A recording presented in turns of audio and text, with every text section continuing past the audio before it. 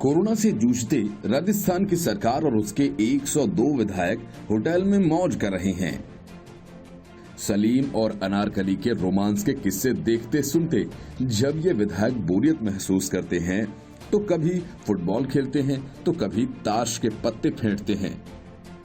लेकिन अब ये सब करना इनको भारी पड़ सकता है, क्योंकि अशोक गहलोत और उनके समर्थक 102 विधायकों के खिलाफ जयपुर की अदालत में कोरोना महामारी एक्ट की धारा 188, 269, 270, 271, 505 के तहत मुकदमा दर्ज किया गया है। दायर परिवाद में ओम प्रकाश की ओर से कहा गया कि कोरोना काल में 6 फीट की दूरी का नियम लागू है, रात्रि में कर्फ्यू है, कहीं भीड़ जमा नहीं हो सकती। इन सब के बावजूद होटल फेयरमाउंट और सीएम हाउस में लगातार भीड़ का जमावड़ा हो रहा है। होटल में ठहरे विधायकों का समूह कभी फुटबॉल तो कभी ताश खेल रहा है। इस दौरान इनके बीच सोशल डिस्टेंसिंग का कोई ध्यान नहीं रखा जा रहा है और न ही कोई मास्क लगाए दिखाई देता है। दायर परिवाद में कहा गया है कि अपनी निजी महत्वाकांक्षा के चलते सीएम गहलोत ने अपने सरकारी आवास और निजी होटल पर तकरीबन 150 से 200 के बीच जनप्रतिनिधियों और अन्य ड्यूटी कर्मचारियों का जमावड़ा लगाया, जबकि इस आयोजन की कोई वैधानिक अनुमति भी नहीं ली गई थी। इससे राज्य सरकार के आदेश और कोरोना को लेकर लागू किए गए कानून का उल्लंघन हुआ है। इससे पहले कांग्रेस प्रवक्ता रणदीप सुरजेवाला ने कहा कि जहां तक बात नाराज विधायकों की है, मैंने कई बार कहा कि परिवार का झगड़ा परिवार में बैठकर सुलझता है, मीडिया में बयान देकर नहीं। अगर कोई वैचारिक मतभेद है तो बैठकर उसे सुलझाया जा सकता है। इसके लिए सबसे पहले सचिन पायलट और उनके समर्थक विधायकों को बीजेपी की मेहमान नवाजी अस्वीकार करनी चाहिए। सुरजेवाला ने कहा कि कांग्रेस के पास बहुमत है और इस बात को राजस्थान बीजेपी के नेताओं ने स्वीकार किया है। उन्होंने यहां तक कह दिया कि बीजेपी तो राष्ट्रपति शासन की मांग ही नहीं कर रही। सुरजेवाला ने कहा कि बीजेपी ने तो यहां तक कह दिया है कि कांग्रेस की सरकार को विधानसभा बुलाकर विश्वास मत नहीं लेना चाहिए। उनके 2 बयानों से उनके षड्यंत्र का खुलासा हो जाता है। Bureau report, news of India. Lockdown के दौरान जब पीएम मोदी ने कोरोना वॉरियर्स के लिए ताली और थाली बजाने का आह्वान किया था, तब फूंके हुए राहुल गांधी और कांग्रेस ने यह पूछा था कि क्या ताली और थाली बजाने से कोरोना खत्म हो जाएगा। राहुल गांधी और कांग्रेस के इस स्टैंड को लेकर काफी फजीहत हुई, लेकिन उद्धव ठाकरे के साथ मिलकर महाराष्ट्र को कोरोना के गर्त में धकेलने वाले शरद पवार ने ठीक उसी तर्ज पर राम मंदिर के शिलान्यास कार्यक्रम का विरोध किया। शरद पवार का कहना है कि क्या राम मंदिर बनाने से कोरोना खत्म हो जाएगा। जाहिर है कि राहुल ने ताली और थाली वाले बयान और शरद पवार के इस बयान में कोई फर्क नहीं है और इसके पीछे की नियत भी वही है। राम मंदिर ट्रस्ट ने पीएम मोदी को शिलान्यास के लिए आमंत्रित किया है। बस यही बात शरद पवार को चुभ गई। बीजेपी के सुधीर मुनगंटीवार ने शरद पवार को करारा जवाब दिया और कहा कि सबको पता है कि मंदिर निर्माण से कोरोना खत्म नहीं होगा, लेकिन इसके पीछे लोगों की श्रद्धा है, इसलिए इस पर राजनीति न करें। महाराष्ट्र में कोरोना पर काबू पाने का जिम्मा उद्धव ठाकरे की सरकार पर है और शरद पवार उस सरकार के रणनीतिकार। उद्धव और पवार दोनों कई बार मिलकर कोरोना को लेकर गोपनीय बैठक कर चुके हैं, लेकिन हर बैठक के बाद महाराष्ट्र में कोरोना का ग्राफ बढ़ ही रहा है। जाहिर है कि उद्धव ठाकरे के कान में पवार के फुसफुसाकर बात करने से कोरोना खत्म होना तो दूर, उस पर काबू भी नहीं पाया जा सका है।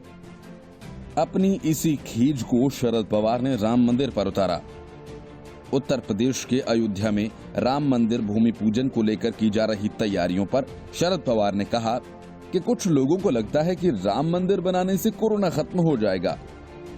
किस बात को महत्व देना चाहिए, ये तय करना होगा। हमें लगता है कि पहले कोरोना खत्म होना चाहिए। लॉकडाउन की वजह से आर्थिक नुकसान हो रहा है। केंद्र सरकार को उस पर ध्यान देना चाहिए। शरद पवार ने कहा कि हमें ऐसा लगता है कि कोरोना में जो लोग फंसे हैं उन्हें कैसे बाहर निकालें, हम उसे जरूरी समझते हैं। कुछ लोगों को लगता है कि मंदिर बनाकर शायद कोरोना चला जाएगा, शायद उसी लिए उन्होंने ऐसा कार्यक्रम किया होगा। मैं नहीं जानता, हमें कोरोना का संकट बड़ा लगता है और उसकी वजह से लॉकडाउन हुए हैं जिनमें छोटे बड़े उद्योगों पर आर्थिक स्थिति बिगड़ी है। हमें चिंता है कि राज्य और केंद्र सरकार को इस बात पर ध्यान देना चाहिए, ऐसा मुझे लगता है। इस हफ्ते हमारे साथी सांसद दिल्ली जाकर सरकार के सामने अपनी बात रखेंगे। गौरतलब है कि अयोध्या में राम मंदिर ट्रस्ट की बैठक आयोजित हुई थी। इसमें बताया गया कि राम मंदिर भूमि पूजन के लिए 3 या 5 अगस्त को पीएम नरेंद्र मोदी जा सकते हैं। सूत्र बता रहे हैं कि 5 अगस्त को पीएम मोदी अयोध्या भूमि पूजन करने आ सकते हैं। इससे संत समाज में उत्साह का माहौल है। खबर है कि पीएम मोदी राम मंदिर के लिए 40 किलो वजनी चांदी का शिला लेकर आने वाले हैं। Bureau report, news of India.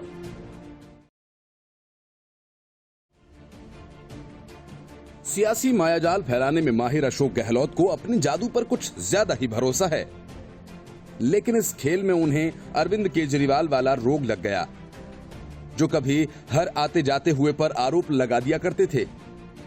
पहले गहलोत ने गजेंद्र सिंह शेखावत को घसीटा और अब वसुंधरा राजे को भी अपने एक चंपू विधायक से घसीट कर शामिल करवा लिया। अशोक गहलोत से गलती बस ये हो गई कि अपने जादू के भरोसे कांग्रेस के झगड़े में सचिन पायलट को किनारे लगाने की कोशिश में बीजेपी को घसीट लाए, और वो भी ऐसे वैसे नहीं, बल्कि मामला पुलिस तक पहुंच गया। ऐसे में फोन टैपिंग मुद्दा तो बनना ही था। राज्यसभा चुनाव के पहले भी अशोक गहलोत ने कम नुमाइश नहीं की, लेकिन फिर केंद्रीय मंत्री गजेंद्र सिंह शेखावत के खिलाफ केस दर्ज कराकर ऐसी मुसीबत मोल ली है जैसे कोई बर्रे के छत्ते में हाथ डाल देता है। राजस्थान की राजनीति में पुलिस बुलाकर अशोक गहलोत ने मुफ्त की मुसीबत बटोर ली। ऑडियो टेप आने के बाद भी जब तक एसओजी ने केस दर्ज नहीं किया था, बीजेपी भी कोई खास दिलचस्पी नहीं ले रही थी और न ही ऑपरेशन लोटस जैसी उनकी कोई मनचाही जाहिर हो रही थी। वो तो राजस्थान में भी इंतजार ही कर रहे थे कि मध्य प्रदेश की तरह ही किसी दिन ज्योतिरादित्य सिंधिया के पुराने दोस्त सचिन पायलट सदल बल पहुंचेंगे, तो मौके पर ही फैसला लिया जाएगा और फिर उसी हिसाब से एक्शन होगा। अब तो अशोक गहलोत की हालत उस पुलिस की तरह हो गई है जो केस सॉल्व करने के चक्कर में चार्जशीट तो फाइल कर देती है, लेकिन अदालत में सबूत पेश करने में पसीने छूट जाते हैं। अशोक गहलोत ने चार्जशीट तो पहले से ही तैयार कर रखी थी। धीरे धीरे एक एक पैरा पेश भी करते गए। पहले खुद दावा किया कि सरकार गिराने की डील में सचिन पायलट भी शामिल हैं, और फिर उनके जूनियर वकील बताने लगे कि सचिन पायलट खेमे के विधायकों ने बीजेपी के केंद्रीय मंत्री से बात भी की। तभी एक ऑडियो वायरल हो गया। बीजेपी नेता गजेंद्र सिंह शेखावत ने ऑडियो क्लिप को फर्जी भी करार दिया। दलील भी दी कि आवाज तो उनकी नहीं है, क्योंकि वो राजस्थान की जो भाषा बोलते हैं ऑडियो में किसी और इलाके का टच है। राजनीति में ये सब आगे नहीं बढ़ता, आरोप प्रत्यारोप के बाद मामला शांत हो जाता है। लेकिन अशोक गहलोत तो इसे अंजाम तक पहुंचाने का फैसला कर चुके थे। जब तक बीजेपी नेता के खिलाफ केस दर्ज नहीं हुआ था, पूर्व मुख्यमंत्री वसुंधरा राजे भी खामोशी बैठी रहीं। भले ही ये आरोप लगते रहे हैं कि वो अशोक गहलोत सरकार को बचाने में लगे हैं, गजेंद्र सिंह शेखावत के कट्टर राजनीतिक विरोधी होने के बावजूद वसुंधरा को चुप्पी तोड़ मैदान में उतरना पड़ा। और अब तय है कि बात निकली है तो दूर तलक जाएगी भी। अशोक गहलोत तो लगता है कुछ ज्यादा ही हड़बड़ी में हैं और पूरी दुनिया मुट्ठी में करने के चक्कर में लगे हुए हैं। ये तो उनको भी मालूम होगा कि जादू परफॉर्म करते वक्त भी मुट्ठी को बहुत देर तक बंद नहीं रखा जा सकता।